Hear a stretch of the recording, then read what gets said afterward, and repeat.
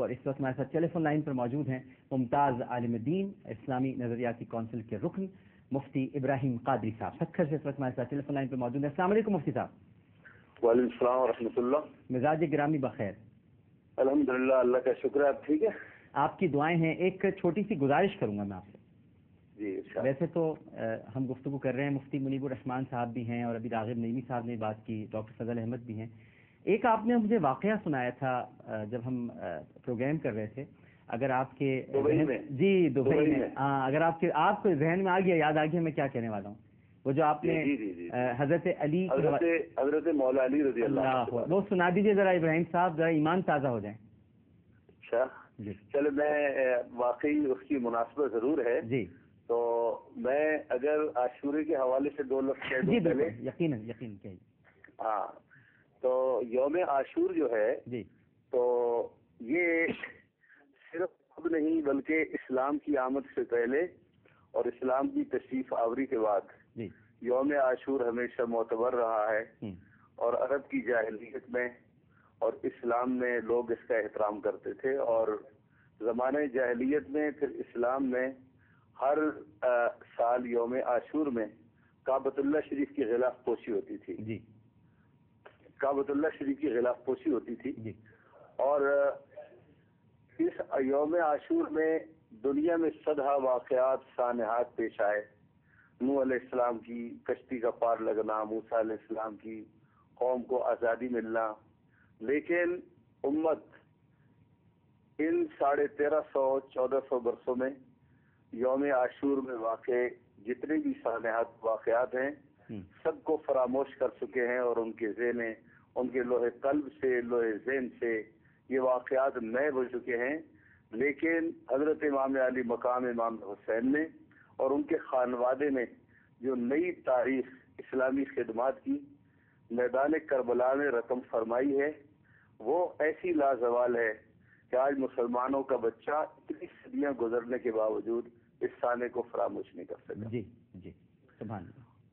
اور حضرت مولا علی رضی اللہ عنہ جو انہی کے والد محترم ہیں, یہ سارے کا سارا خانوادہ انتہائی محترم ہے اور بڑے فضائل کا اور بڑے ہی شرف کا مالک ہے.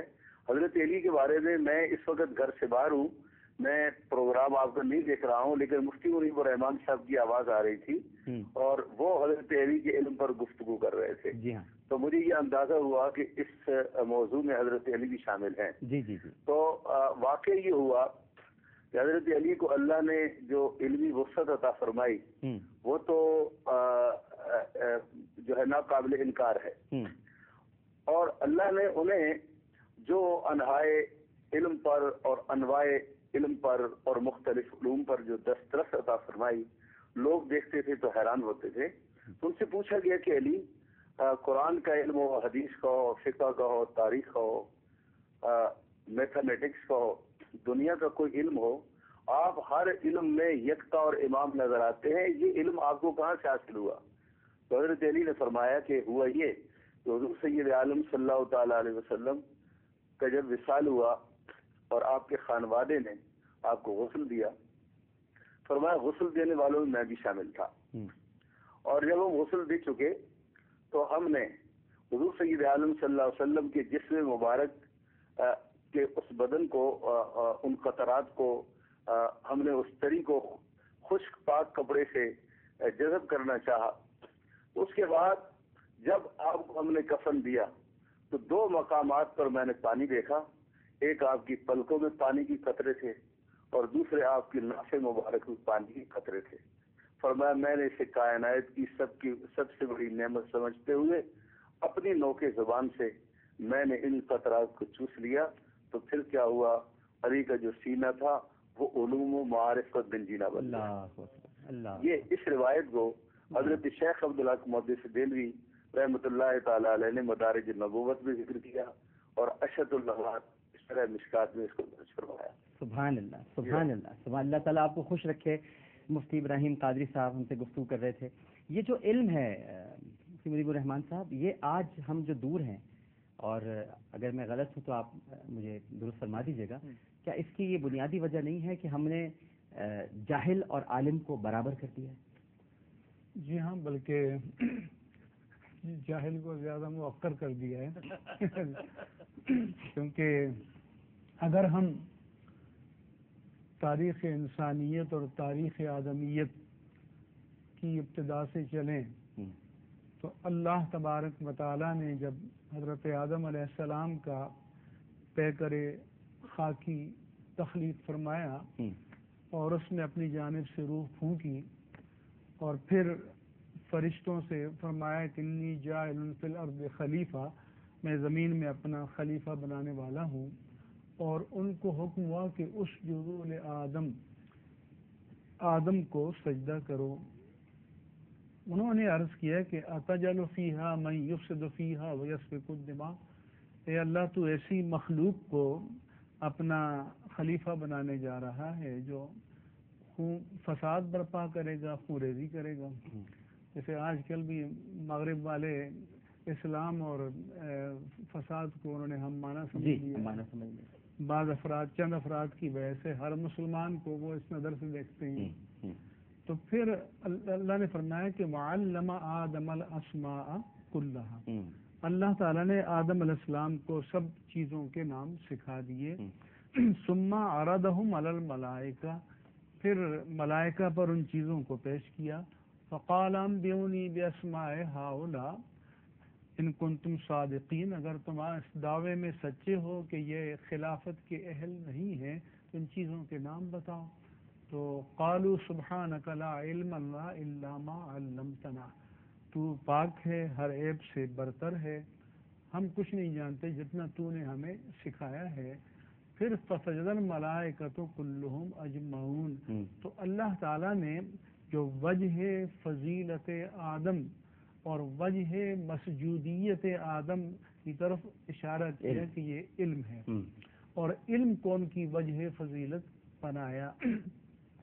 تو اس سے معلوم ہوتا ہے کہ انسان کی جو شرافت کا سب سے بڑا جوہر ہے، ٹیلنٹ ہے، کہ سب سے بڑی خوبی ہے، وہ علم کی دولت ہے۔ اور اس لیے اللہ تعالیٰ نے اپنے حبیب مکرم صلی اللہ علیہ وآلہ وسلم کو فرمایا تھا کہ وَعَلَّمَكَ مَا لَمْ تَكُنْ تَعْلَمْ وَكَانَ فَضْلُ اللَّهِ عَلَيْكَ عَظِيمًا، کہ اس نے اے پیارے حبیب آپ کو وہ سب کچھ سکھا دیا جو آپ نہیں جانتے تھے۔ یعنی معلومات جو ہیں ان کو کیٹیگرائز نہیں کیا، ان کو تفصیلات میں نہیں بیان کیا، فرمایا جو کچھ بھی نہیں جانتے تھے، اور یہ بندے کا پیمانہ نہیں ہے، رب کا پیمانہ ہے، تو ہم نے آپ کو سکھا دیا۔ وَكَانَ فَضْلُ اللَّهِ عَلَيْكَ عَظِيمًا، اور آپ پر اللہ کا فضل بہت بڑا ہے۔ اور وہی پھر فیضان علم منتقل ہوا صحابہ کرام کی طرف بھی اور حضرت علی رضی اللہ تعالیٰ عنہ کی طرف بھی۔ رسول اللہ صلی اللہ علیہ وآلہ وسلم نے اپنا جانشین جو بنایا مصلح خلافت پر حضرت ابوبکر صدیق رضی اللہ تعالیٰ عنہ کو، تو وجہ تقدیم علم تھا۔ اسی طرح سے حضرت علی رضی اللہ تعالیٰ عنہ فرماتے ہیں کہ جب ان کو حضور قاضی بنا کر بھیجنے لگے تو انہوں نے حضور سے عرض کیا کہ بھی میرے سامنے مقدمات آئیں گے، کیسے فیصل کروں گا؟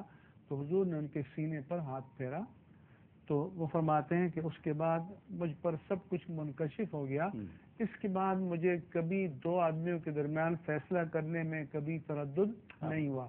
تو جس دست مبارک کے ایک لمس سے سارے علم کے فیضان جو ہیں وہ اللہ کی طرف سے عطا ہو جائیں اور سارے علم نصیب ہو جائیں، تو خود اس ذات کے علم کی عظمت کا عالم کیا ہوگا۔ تو اس لیے ایک روایت میں کہنا مدینۃ العلم وعلی بابھا، حضرت علی نے بہت سارے فیصلے کیے، ان کے قضایا، ان کے فیصلے جن میں علم روایت بھی ہے، علم درایت بھی ہے، وہ باری کافی ان کی تفصیل ہے جو موجود ہے۔